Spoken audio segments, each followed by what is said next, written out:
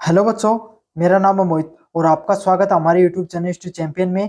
तो जैसा कि आप जानते हो, आपका जो पेपर होने वाला है इंडियन पॉलिटिकल सिस्टम, भारतीय राजनीतिक व्यवस्थाएं, उससे संबंधित जितने भी महत्वपूर्ण प्रश्न होने वाले हैं सारे के सारे मैं आपको करवाने वाला हूँ। आपका जो अगला प्रश्न है, भारत सरकार अधिनियम 1935 की प्रमुख प्रावधानों की व्याख्या कीजिए। उसके बारे में अपन विस्तार से पढ़ेंगे कि भारत सरकार अधिनियम 1935 है, जिससे आपके सामने लगभग संविधान को लिया गया है। जो आगे संविधान का निर्माण हुआ, उसमें भी भारत सरकार अधिनियम 1935 के बहुत से अंश देखने को मिलते हैं। तो इसके बारे में अपन विस्तार से पढ़ेंगे, लेकिन इससे पहले आपको अन्य वीडियो देखना चाहते हो इसी टॉपिक पे, इसी जो आपका ये पेपर होने वाला है, तो प्ले लिस्ट का लिंक दे रहा हूँ डिस्क्रिप्शन पे, वहां पर वीडियो डाल दिए, जाकर देख सकते हो। चैनल को सब्सक्राइब कर सकते हो और अपने दोस्तों को जरूर से शेयर कर देना। साथ के साथ जो जैसे आप लाइक करोगे, नीचे आई वाला बटन दिखाई दे रहा है, उसको जरूर से दबा देना और बच्चों तक ज्यादा से ज्यादा शेयर होता है। साथ के साथ जो ये पीडीएफ पढ़ा रहा हूँ टेलीग्राम चैनल पे मिल जाएगी। टेलीग्राम चैनल का लिंक डिस्क्रिप्शन में, टेलीग्राम चैनल को जरूर से ज्वाइन करें ना। वीडियो को इन्फॉर्मेशन मिल जाती है और कोई अन्य इन्फॉर्मेशन चाहिए वो भी सबसे पहले वहीं पर मिल जाएगी। अब बढ़ते हैं आगे वीडियो में। भारत सरकार अधिनियम 1935 को ब्रिटिश संसद द्वारा पारित एक मील के पत्थर अधिनियम था। मतलब भारत सरकार के लिए, भारत सरकार अधिनियम 1935 भारतीय लोगों के लिए एक बहुत ही सार्थक और बेहतर कदम के रूप में देखा गया। जब इसको लागू किया जा रहा था, जब इसको पहली बार लाया गया तो काफी भारतीय जो स्वतंत्रता सेनानी थे, उन्होंने कहा कि हमारे कोई ज्यादा काम का नहीं है, लेकिन फिर इसी से हमें भारतीय संविधान निर्माण की प्रेरणा मिलती है। यह अधिनियम आपके सामने भारतीय संविधान का एक महत्वपूर्ण स्रोत भी है। इससे सबसे ज्यादा अनुच्छेद है, बहुत से पॉइंट इसी से ऐसे के ऐसे जो कि तो उठाए गए हैं। अब इसके विस्तार से पढ़ेंगे इसकी क्या क्या मुख्य विशेषताएं हैं। पहला है अखिल भारतीय संघ की स्थापना करना। इस अधिनियम ने ब्रिटिश भारत के प्रांतों और भारतीय रियासतों को मिलाकर एक अखिल भारतीय संघ की स्थापना करने की बात की। मतलब इसमें किसकी बात की गई कि कुछ भारतीय जो प्रांत आपके सामने, इनको जोड़ा जाए, छोटी छोटी रियासतें हैं, इनको जोड़ा जाए, प्लस कुछ जो आपके सामने भारतीय जो रियासत है, प्रांत और रियासतों को जोड़कर किसका निर्माण किया जाए, एक भारतीय संघ का निर्माण किया जाए। जैसे आज के समय आप जो राज्यों का देखते हो, जैसे राजस्थान, यूपी, बिहार, गुजरात, तमिलनाडु, कर्नाटक, जितने भी राज्य, उनसे मिलकर एक भारत का निर्माण होता है, एक केंद्रीय संघीय प्रणाली का निर्माण होता है।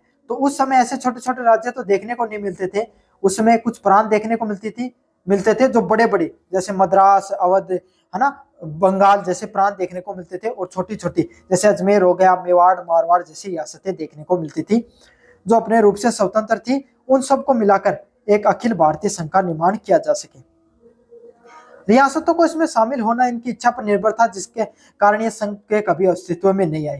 तो इसमें एक लूप होल था, लूप होल मतलब एक कमी थी। वो क्या था कि रियासतें चाहती तो उसमें शामिल हो सकती थी, और अगर उनकी इच्छा नहीं होती तो उसमें शामिल नहीं होना चाहिए, मतलब नहीं भी हो सकती थी। तो अधिकतर रियासतों ने भाई अपनी स्वतंत्र, उन्हें लगती थी कि हम अपनी स्वायत्त या स्वतंत्रता को खो देंगे इस अधिनियम से, तो इसमें शामिल नहीं हुई। इसलिए जो भारत में जो एक संघ के निर्माण की जो बात की गई थी इस अधिनियम में, वो कभी भी अस्तित्व में नहीं आ सका। मतलब आज के समय जो आप संघ देखते हो, ये तो सरदार वल्लभ भाई पटेल की देन है। ये बात 1935 के अधिनियम में कर दी गई थी, लेकिन वो पूरी इसलिए नहीं हो सकी क्योंकि इसमें एक लूपहोल देखने को मिलता था जो रियासतों की इच्छा पर निर्भर था कि वो इसमें शामिल हो या नहीं। अगला पॉइंट है जो प्रांतीय स्वायत्ता। इस अधिनियम ने प्रांतीय स्तर की द्वैत शासन की डायरेक्टरी को समाप्त करके, पहले आपके सामने क्या देखने को मिलता था, प्रांतीय स्तर की स्वायत्ता देखने को मिलती थी, जिसपे प्रांतीय लोगों को अलग अधिकार था और आपके सामने जो केंद्र के लोगों को, केंद्र की सरकार को अलग अधिकार था। इसको क्या बोला जाता था, प्रांतीय स्तर की द्वैत शासन के नाम से बोला जाता था। प्रोविजनल डायरेक्टरी के नाम से जिसको जाना जाता था, उसको पूर्ण रूप से खत्म कर दिया गया। कंपटीशन की दृष्टि से प्रश्न जो कि तो उठता है, और आपको भी जब पेपर में लिखो कॉलेज में, तब भी आपको ये पॉइंट लिखना है। तथा प्रांतों को क्षेत्र अधिकार को स्वतंत्रता दी गई और मंत्रियों को प्रांतीय विधायकों के प्रति जवाबदेही बनाया गया। मतलब प्रांतों को अपने क्षेत्र अधिकार में स्वतंत्रता दे दी गई। जैसे बंगाल का प्रांत है, उसको स्वतंत्रता दे दी गई कि वो उसके क्षेत्र के अधिकार में, बंगाल के क्षेत्र में जो स्वतंत्र फैसले लेना चाहते हैं उसको वो ले सकते हैं। तथा जो जनता के द्वारा जिन मंत्रियों को या जिन विधायकों को चुना जाता था, वो उसके प्रति जवाबदेही रहे। समझ में आ गया। और प्रांतों को एक उत्तरदायित्व सरकार की नींव रखी गई, जिससे क्या आज के समय आप जो राज्य सरकारों में जो सरकार देखते हो ना, वो इसी अधिनियम की देन है, जिसमें प्रांतों की एक उत्तरदायी सरकार की निर्माण की बात की गई थी। अब अपन बढ़ते हैं अगले वाले पॉइंट की तरफ, केंद्र के द्वैत शासन की तरफ।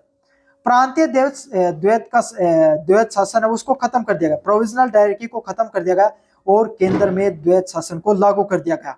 समझा, मतलब केंद्र में आपके सामने जो डायरेक्टरी है उसको चालू कर दिया गया और इसको दो भागों में बांटा गया।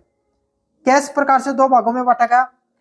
पहला पॉइंट था हस्तांतरित विषय। हस्तांतरित विषय क्या थे? गवर्नर जनरल और उसके मंत्री परिषद के सहायता से प्रशासित होते थे, मतलब कानून, न्याय, पुलिस, राज व्यवस्था जैसी जो कुछ चीजें हुआ करती थी, जिसपे फैसले कौन लेता था?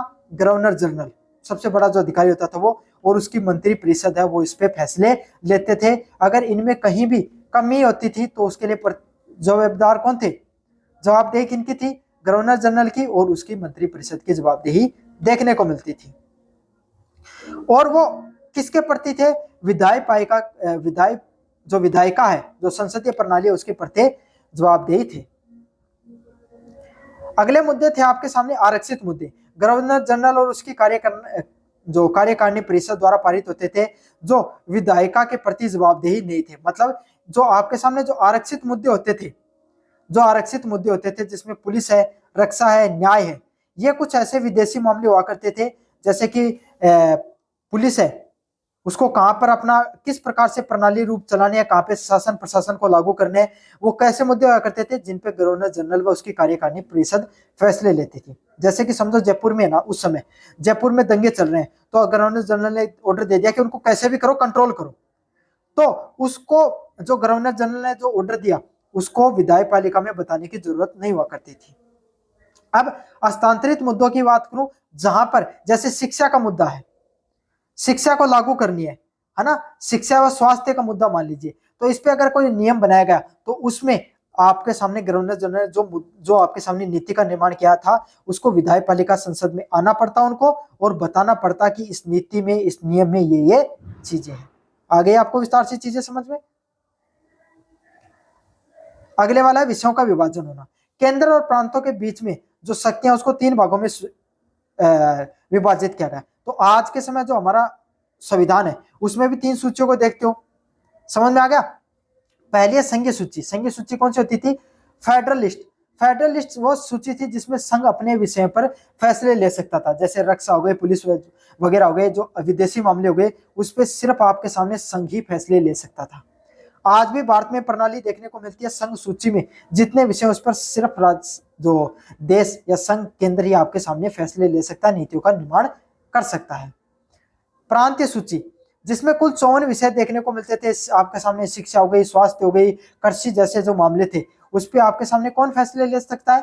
प्रांत, जो राज्य हैं वो इस पे फैसले ले सकते थे। सीमावर्ती सूची जहां पे कुल 36 विषय देखने को मिलते थे, जिसमें आपके सामने जो फैसले हैं क्या तो राज्य भी ले सकते थे या फिर जो केंद्र वो भी ले सकते थे। मतलब कोई एक नीति का निर्माण किया गया जो किसके ऊपर आती थी, जैसे वन्य है या आज के समय जो शिक्षा वो सीमावर्ती सूची में आती है, पहले नहीं आया करती थी, उसके बाद में चेंज कर दिया गया। तो उसमें अगर कोई चीज को लागू किया गया तो राज्य चाहे तो उसको लागू भी कर सकते हैं और चाहे तो केंद्र के द्वारा बनाए गए नियम को दरकिनार भी कर सकते हैं, भाई हम तो नहीं लागू करेंगे क्योंकि सीमावर्ती सूची में है। समझ में आ गया। और कुछ विशेष जो आपके सामने अधिकार है, अवशिष्ट शक्तियां, वो किसके पास हुआ करती थी? आपके सामने वाइस राय है उसके पास में ही वो विशेष शक्तियां देखने को मिलती थी। मतलब अंतिम वही बात है भाई, सबसे बड़ी सत्ता वाइस राय था तो उसी के पास सबसे ज्यादा शक्तियां हुआ करती थी। अगले वाला पॉइंट है द्विसदनीय विधानमंडल। केंद्र में एक द्विसदनीय विधानमंडल का प्रावधान किया गया, जहां पर संघीय विधानसभा और राज्य परिषद के कुछ प्रांतों में द्विसदनीय विधायपालिका लागू की गई। मतलब आज के समय जो आप एक तो विधानसभा तो सब कहीं पे आप जानते हो ना, सारे स्टूडेंट जानते हो विधानसभा हर राज्य में, राजस्थान में भी, लेकिन हमारे यहाँ पर विधान परिषद नहीं है। बंगाल में, यूपी में, कर्नाटक में यहाँ पर क्या देखने को मिलती है, और भी महाराष्ट्र में आपके सामने, आंध्र प्रदेश में, और जो क्षेत्र है तेलंगाना का, वहां पे आपके सामने जो द्विसदनीय विधायिका देखने को मिलती है, जहाँ पे विधानसभा भी है और विधान परिषद भी है।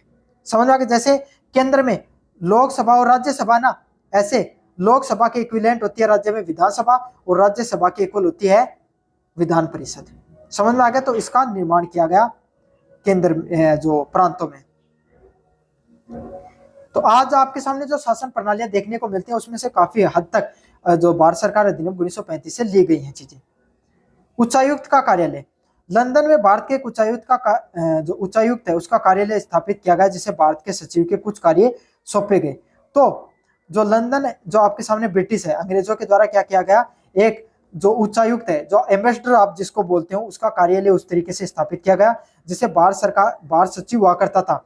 जो वायसराय के, जो वायसराय है वो उसके नीचे काम करता था, वो उसके भारत सचिव है, उसको भारत की रिपोर्ट देता था कौन, वायसराय, और वो संसद को बताता था। उसका कार्यभार कम करने के लिए एक उच्चायुक्त की क्या की गई, आपके सामने कार्यालय को स्थापित किया गया। अगले वाले पॉइंट की बात करें आपके सामने, संघीय जो न्यायालय की स्थापना करना।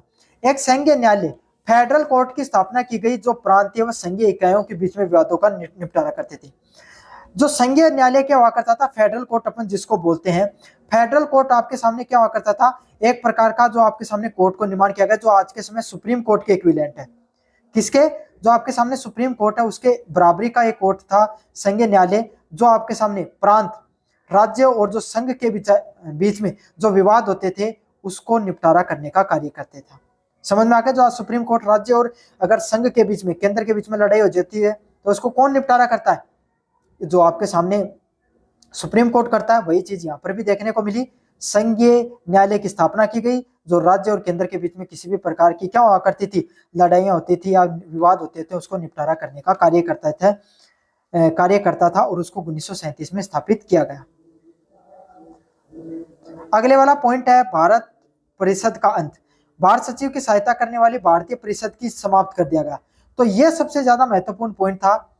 जो भारत सचिव की मदद करने के लिए एक परिषद खोली गई थी, भारतीय परिषद, काउंसिल ऑफ इंडिया, उसको पूर्ण रूप से क्या कर दिया गया, खत्म कर दिया गया, समाप्त कर दिया गया। अगले वाला पॉइंट है मताधिकार का जो विस्तार। वयस्क मताधिकार का विस्तार किया गया। मतलब आपके सामने पहले सिर्फ मुस्लिमों को जो मत देने का अधिकार दिया गया, शिक्षित लोगों को, कुलीन वर्ग को, प्रांत के या समय कुछ लोगों को ही क्या किया गया था, आपके सामने मत देने का अधिकार दिया गया था अंग्रेजों के द्वारा। लेकिन अब उसको बढ़ाकर कितना कर दिया गया, उसमें थोड़ा विस्तार किया गया और लगभग 10% जनसंख्या है उसको मतदान देने का अधिकार दिया गया। मतलब और जनसंख्या का विस्तार किया गया, ज्यादा से ज्यादा लोग क्या कर सके, मत दे सके। अगला पॉइंट है, यह अधिनियम भारतीय संविधान के लिए एक महत्वपूर्ण आधार बना था। यह प्रश्न भी बहुत ज्यादा महत्वपूर्ण है, ये बता रहा हूं आपके सामने। भारतीय संविधान के सबसे महत्वपूर्ण आधारों में से एक था। विशेषकर इसके संघीय प्रावधान, प्रांतीय स्वायत्तता व शक्तियों का विभाजन और आपातकालीन प्रावधानों का अधिकांश भाग भारतीय संविधान से ग्रहण किया गया। मतलब इस संविधान में आपके सामने जो आपातकाल से संबंधित जो नियम है वो भारतीय संविधान से ग्रहण किए गए और भारतीय पूर्ण स्वराज की मांग को पूरा तो नहीं कर सका, लेकिन ब्रिटिश सत्ता सर्वोच्च बनी रही और इसे प्राप्त जो स्वायत्तता है उसके उत्तरदायित्व का संविधान था। इसमें देखो क्या खास बात है, इसमें जो संघीय प्रावधान है उसमें थोड़ा सुधार देखने को मिला, शक्तियों का विभाजन देखने को मिला, आपातकालीन जो प्रावधान था उसको भारत में लाया गया। इससे भारतीय लोगों को पूर्ण रूप से स्वराज तो नहीं मिला, लेकिन काफी हद तक जो भारतीय जो संविधान है या स्वतंत्रता आंदोलन को इस जो आपके सामने अधिनियम से मजबूती मिली थी। तो कैसा लगा आपको वीडियो जरूर से बताना, चैनल को जरूर से सब्सक्राइब करना, अपने दोस्तों को जरूर से शेयर कर देना। धन्यवाद।